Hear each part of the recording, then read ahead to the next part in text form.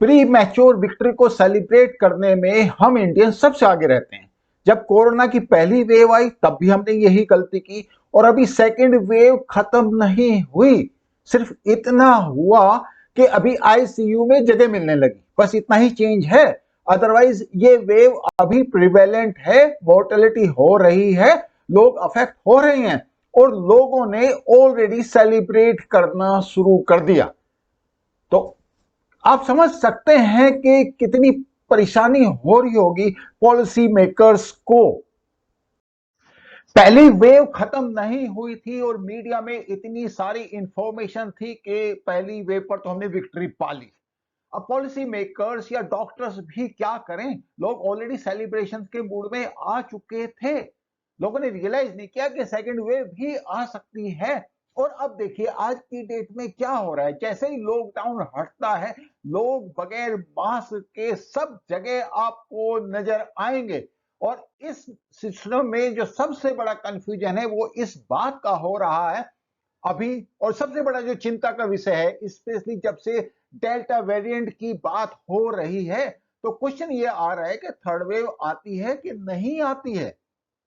और डॉक्टर्स का इतना कंफ्यूजन है, और एटलीस्ट जो मैसेज आ रहे हैं वो इतने कॉन्ट्रेडिक्टरी हैं कि कई बार पब्लिक को ये समझ नहीं आता कि ये मैसेज एक्चुअली क्या है, और यही थर्ड वेव के बारे में हो रहा है। अब आप देखिए आज का जो इंडियन एक्सप्रेस है, इसमें एक आर्टिकल निकला है सेकंड पेज पे, experts call for caution in unlock, one third wave in 3 to 4 months। और इसमें ऑफ कोर्स उन्होंने डेल्टा वेरिएंट की बात की है, और साथ में डॉक्टर गुलेरिया ने, जो all India institute of medical sciences के चीफ हैं, उन्होंने ये भी बात की है कि यूके में जो डेल्टा वेरिएंट की वजह से उन्होंने ऑलरेडी अपना जो प्लान है अनलॉकिंग का वो चेंज कर दिया, डिले कर दिया। मगर आप इंडिया में देखें तो ऑल टुगेदर आपको डिफरेंट ही सिचुएशन मिलेगा। डॉक्टर गुलेरिया ने जो वार्निंग दी, obviously we should take it very very seriously, because he is accountable. लेकिन इसके बाद क्या होता है, दूसरे डॉक्टर्स का क्या ओपिनियन है, और वो कैसे कॉन्ट्रडिक्टरी ओपिनियन देते हैं, और वो मैसेज पब्लिक में कैसे जाता है, ये देखने वाली बात है। हमारा पब्लिक कंडक्ट कैसे होता है, जब हम लोग डरते हैं तो हम मास्क लगाते हैं और सोशल डिस्टेंसिंग भी फॉलो करते हैं, और जब हम नहीं डरते तो हम क्या करते हैं, ना तो हम सोशल डिस्टेंसिंग फॉलो करेंगे, ना हम मास्क लगाएंगे। अब ये बताइए, इस हालत में जबकि सेकंड वेव खत्म नहीं हुई, जब भी लॉकडाउन हटता है लोग सड़कों पे आ जाते हैं, और आधी जनता उसमें से मास्क नहीं लगाती।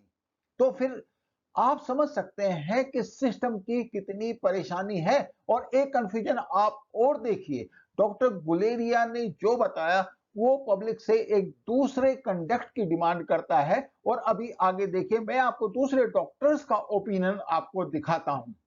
The chance of the virus coming as in the next surge is very low. In the near future, maybe 6 months, 7 months down the line, there'll be an additional wave, but not this big. Not this big at all, as far as I understand. And to conjecture that children will be affected, it's an absolute shooting in the dark, where you have no clue what you're saying. There is no evidence, there is no signs that children are going to be affected. In this wave, what did we see? A large number of children affected. Did we see large number? I did see. I saw many children being affected in the large wave also, whom I handled myself and didn't have any symptoms. They had corona positive because I wanted to operate them. When I tested them pre-surgery, they were positive. They had no symptoms. The mother said, no, no, no, isko to kuch nahi hai. There is no problem here. No, this test is positive. And therefore, we had last time also. This time the numbers were much more than last time. I had a 1-year-old baby also admitted in our ICU. So we had much more, but the total numbers are also more.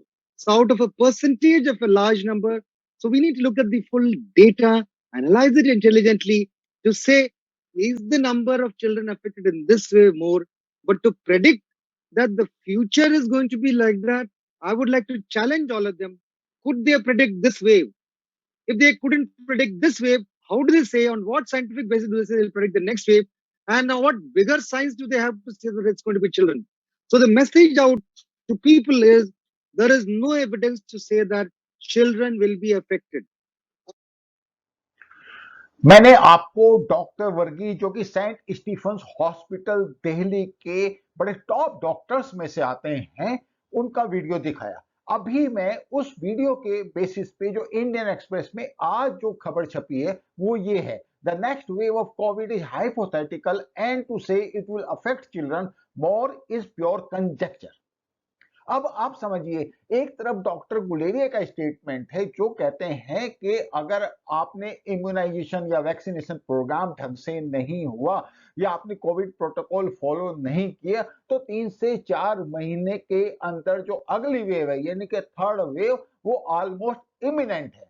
और एक तरफ जो doctor Verghese हैं उनका statement ये है। मैं मानता हूं दोनों का इंटेंशन खराब नहीं है, डॉक्टर गुलेरिया बेसिकली एक क्वेश्चन लेने के लिए कह रहे हैं, तो दूसरी तरफ जब ये डॉक्टर वर्गीज का मैसेज नॉर्मल पब्लिक को जाएगा जिसको इतनी समझ नहीं है कि वो इसका क्या इंटरप्रिटेशन करे, उनको तो ये इंटरप्रिटेशन डॉक्टर वर्गीज के स्टेटमेंट से लग रहा है कि 4 से 6 महीने के बाद देखेंगे और ये वेव कोई इतनी इंटेंस नहीं आने वाली बस। और हमारा इंडियंस का कंटेक्ट क्या रहता है, अगर हम डरते हैं तो हमारा एक कंडक्ट रहता है, अदरवाइज अगर हम नहीं डरते तो हम सबसे ज्यादा कैजुअल होते हैं, चाहे वो कोविड प्रोटोकॉल की बात हो चाहे कोई और इशू हो। और अनफॉर्चुनेटली यही अभी होने वाला है क्योंकि लोग कंफ्यूज हो जाएंगे, लोग कहेंगे कि डॉक्टर वर्गीज का तो ये स्टेटमेंट आया तो ऑब्वियसली हमें बहुत ज्यादा प्रिकॉशंस लेने की जरूरत नहीं है। और पब्लिक के कंडक्ट में अगर मैं देखता हूं आज पुणे के अंदर तो ये ऑलरेडी एक सेलिब्रेशन का माहौल, लोग विदाउट मास्क आपको सड़कों पे घूमते नजर आ रहे हैं जब भी लॉकडाउन नहीं होता। आप पुलिस इतना काम कर रही है मगर कितना, जब तक पब्लिक का सपोर्ट नहीं होगा कोई कुछ नहीं कर सकता, नोबडी कैन डू एनीथिंग। अब आप देखिए पब्लिक का अगर कंडक्ट सही नहीं होगा तो ऑब्वियसली थर्ड वेव क्या, ये वेव आती ही रहेंगी। स्पेशली जब आप देखिए जो डेल्टा प्लस वेरिएंट यानी कि delta variant delta plus variant और इसके बाद भी जो कोरोना वायरस का बिहेवियर है उसमें और भी म्यूटेंट आ सकते हैं। तो आप ये नहीं कह सकते कि हम असावधानी के साथ अपने सोशल कंडक्ट को करें। अगर हम ऐसा करेंगे तो हम चांस लेने वाली बात है और फिर वो ही हॉस्पिटल्स ओवर क्राउडेड होंगे, वो ही ऑक्सीजन की कमी होगी और वो ही मोर्टेलिटी होगी।